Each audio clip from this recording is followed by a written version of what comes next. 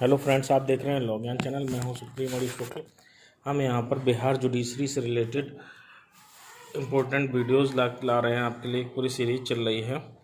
हमने आपको important section बता दिए थे, केसेस बता दिए थे, और आज हम जो माइनर एक्ट हैं, हमारे छोटे छोटे एक्ट जो आ रहे हैं वहाँ पर, जैसे नेगोशिएबल इंस्ट्रूमेंट एक्ट हो गया या फिर पार्टनरशिप एक्ट हो गया, तो इन सब का जो इम्पोर्टेंट पॉइंट्स हैं जो कहीं ना कहीं मिस हो जाते हैं और सीधे एग्ज़ाम में पूछे जाते हैं, जिनसे लगातार क्वेश्चन बन रहे हैं, उनको इस वीडियो में कवर करने की कोशिश करेंगे। अगर आपने इम्पोर्टेंट सेक्शंस का वीडियो देख लिया और ये वीडियो आप देख लेंगे तो आपका लगभग पूरा एनआई एक्ट या जो भी एक्ट हम छोटे छोटे करा रहे हैं वो कवर होते चले जाएंगे।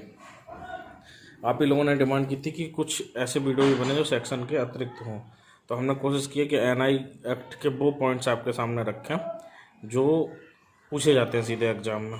ठीक है, तो स्टार्ट करते हैं। पराक्रम में लिखित अधिनियम 1881 कब लागू हुआ? 1 मार्च 1882 को। कब लागू हुआ? 1 मार्च 1882 को। वहाँ भी मैंने जब सेक्शंस पढ़ाए हैं तो ये इन्फोर्समेंट डेट बताइए, क्योंकि ये पूछी जाती है बार बार, तो इसको आप याद कर लीजिएगा। 1 मार्च 1882। पराक्रम में लिखित नेगोशिएबल इंस्ट्रूमेंट कितने टाइप के होते हैं? 3 टाइप के होते हैं, वचन पत्र, विनिमय पत्र और चेक। वचन पत्र, विनिमय पत्र और cheque. Promissory note, exchange note और चेक। अगला पॉइंट है खाली चेक विधि की दृष्टि में चेक नहीं है। ये किस केस में कहा गया? हनुमंत आर नायक बनाम अजीत हरमालकर। हनुमंत आर नायक बनाम अजीत हरमालकर। ड्राफ्ट उदाहरण है। ड्राफ्ट किसका उदाहरण है? विनिमय पत्र का। ड्राफ्ट क्या है? विनिमय पत्र है। और चेक क्या है? चेक भी विनिमय पत्र है। सभी चेक जो होते हैं वो क्या होते हैं? वो विनिमय पत्र होते हैं, बस वो स्पेसिफाइड होते हैं बैंक के द्वारा पे करने को। ठीक है, सभी चेक क्या है? आपसे पूछा जाए सभी चेक क्या है? विनिमय पत्र, वचन पत्र, विनिमय पत्र या वचन पत्र दोनों, या इनमें से कोई नहीं, तो आप बताएंगे कि सभी चेक विनिमय पत्र होते हैं। ड्राफ्ट किसका उदाहरण है? ड्राफ्ट भी विनिमय पत्र का ही उदाहरण है। पराक्रम में लिखित किस सूची में आता है? नेगोशिएबल इंस्ट्रूमेंट जो है वो संघ सूची का विषय है और 46 नंबर पर है। ठीक है, 46 एंट्री है। ब्याज की गणना लिखित में निर्दिष्ट की गई है उस दर से की जाएगी। ब्याज की गणना किस दर से की जाएगी? जो लिखित में विनिर्दिष्ट की गई है उस दर से की जाएगी। ब्याज की दर हो सकेगी, कितनी हो सकेगी? ब्याज की दर मैक्सिमम 18% हो सकेगी। और ये किस धारा में कहा गया? धारा 80 में कहा गया है। निगोशिएबल इंस्ट्रूमेंट एक्ट की धारा 80 में ये कहा गया है कि ब्याज की जो दर है वो 18% हो सकेगी। अगला है प्रतिगृह्यता आबद्ध है यद्यपि पृष्ठांकन कूट रचित है। मतलब जो पृष्ठांकन है वो कूट रचित है तो भी प्रतिगृह्यता है, जिसने प्रतिग्रहण किया है वो उससे बाध्य होगा। बैंक में 6 माह में चेक प्रस्तुत करना होता है जारी करने की तिथि से। किस केस में कहा गया? जी बालाकृष्णन बनाम शासकीय अनुदेशती। आपको ये फैक्ट बहुत अलग अलग लग रहे होंगे बीच बीच में, लेकिन इनसे ही डायरेक्ट क्वेश्चन बने हैं और मैं वही आपके लिए लेकर आया हूँ। विनिमय पत्र कितने प्रकार के होते हैं? विनिमय पत्र मुख्य रूप से 4 प्रकार के होते हैं। विनिमय पत्र मुख्य रूप से कितने प्रकार के होते हैं? 4 प्रकार के। व्यवसायिक एक समझौता एवं समझौता विनिमय पत्र, देशी व अंतर्देशीय विनिमय पत्र, मांग विनिमय पत्र एवं समय विनिमय पत्र, और दस्तावेजी एवं स्वच्छता विनिमय पत्र। अनादर्श अभिप्राय है पराक्रम में लिखित के उद्देश्य का विफल होना। आपसे डायरेक्ट पूछा जाएगा क्वेश्चन में, अनादर्श अभिप्राय 4 पॉइंट लिखे होंगे, तो उसमें से क्या है? पराक्रम में लिखित के उद्देश्य का विफल होना। चेक प्रस्तुत करने की अवधि कितनी है? 6 माह जारी होने की तिथि से। संविधान पूर्व की विधियां लागू हैं। अनुच्छेद 395 के अनुसार संविधान पूर्व की विधियां लागू होती हैं। पराक्रम में लिखित संविधान पूर्व की विधि है तो ये भी लागू है। ठीक है, अगला पॉइंट है एक शेयर धारक कंपनी के साथ संविदा कर सकता है।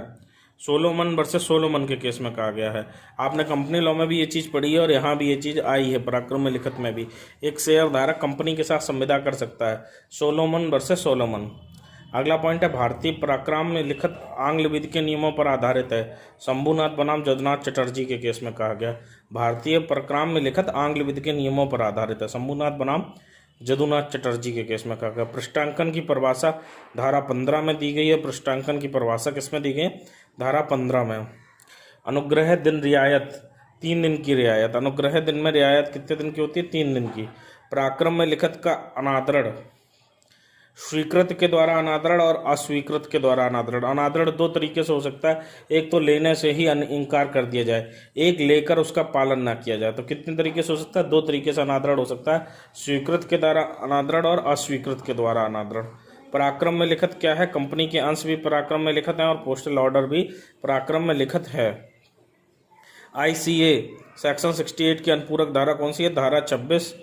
धारा 26 ICA मतलब इंडियन कॉन्ट्रैक्ट एक्ट के सेक्शन 68 की अनुपूरक धारा है, निगोशिएबल एंड इंस्ट्रूमेंट एक्ट की धारा 26।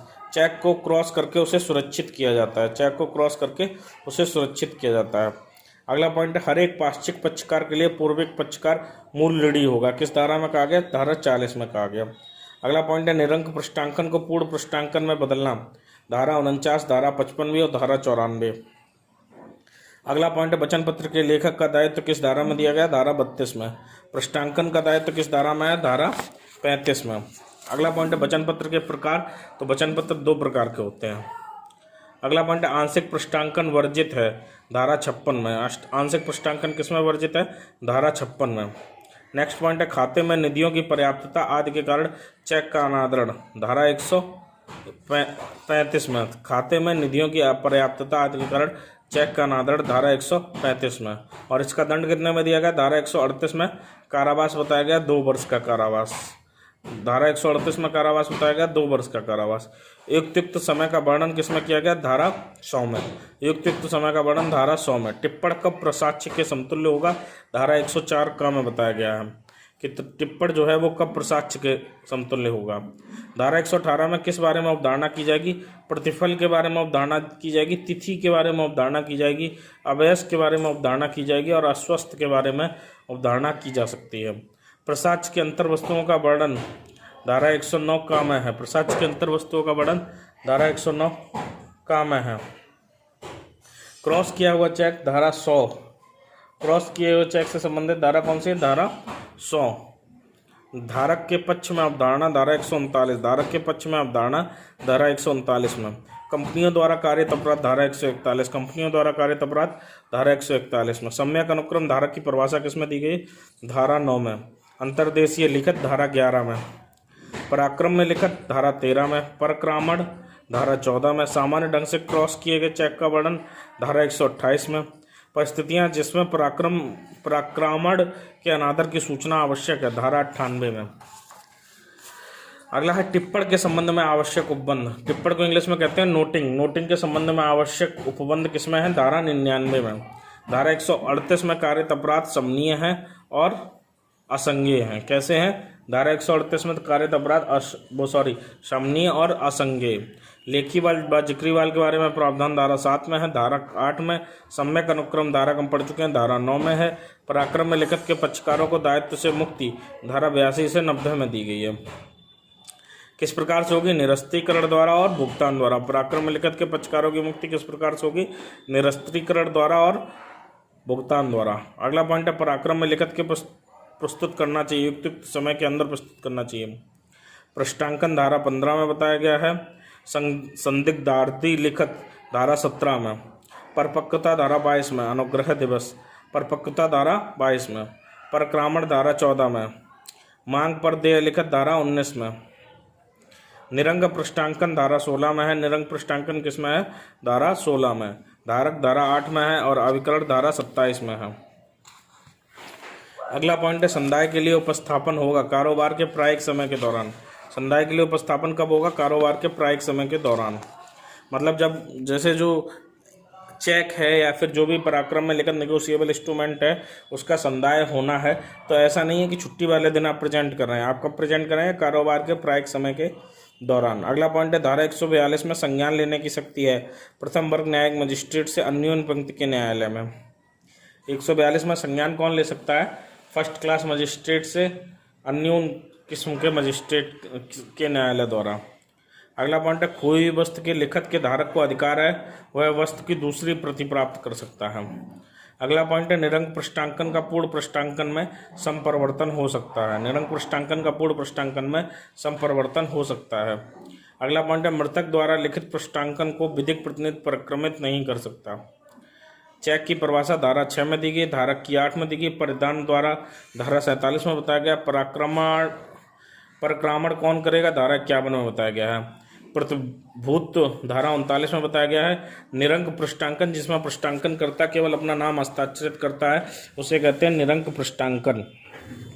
अगला है इलेक्ट्रॉनिक रूप से चेक एवं विकृत चेक जोड़ा गया है संशोधन अधिनियम 2002 के द्वारा। इलेक्ट्रॉनिक रूप से चेक और विकृत चेक के बारे में प्रावधान संशोधन अधिनियम 2002 में जोड़े गए हैं। और परिक्राम में लिखित को मूल्य के बदले प्राप्त करने वाला कौन कहलाता है, सम्यक अनुक्रम धारक। तो इस तरीके से निगोशिएबल इंस्ट्रूमेंट के जो भी इम्पोर्टेंट चीज़ें थी वो हमने देख ली। आपको एक छोटा सा वीडियो और दूंगा जिसमें निगोशिएबल इंस्ट्रूमेंट का जो लेटेस्ट अमेंडमेंट है उसके बारे में प्रावधान बताएंगे, क्योंकि उससे भी क्वेश्चन बन सकता है। बाकी आप सेक्शन वाला वीडियो देख लीजिए, ये वीडियो देख लीजिए, और कहीं से भी जहाँ से आपको उचित लगे वहाँ से आप थोड़े से MCQ सॉल्व कर लीजिए। तो निगोशिएबल इंस्ट्रूमेंट से जो 3-4 क्वेश्चन आने हैं वो आपके सही हो जाएंगे। ऑल द बेस्ट, तैयारी में लगे रहिए। अगले वीडियो में हम और अच्छी जानकारी लेकर आपके बीच उपस्थित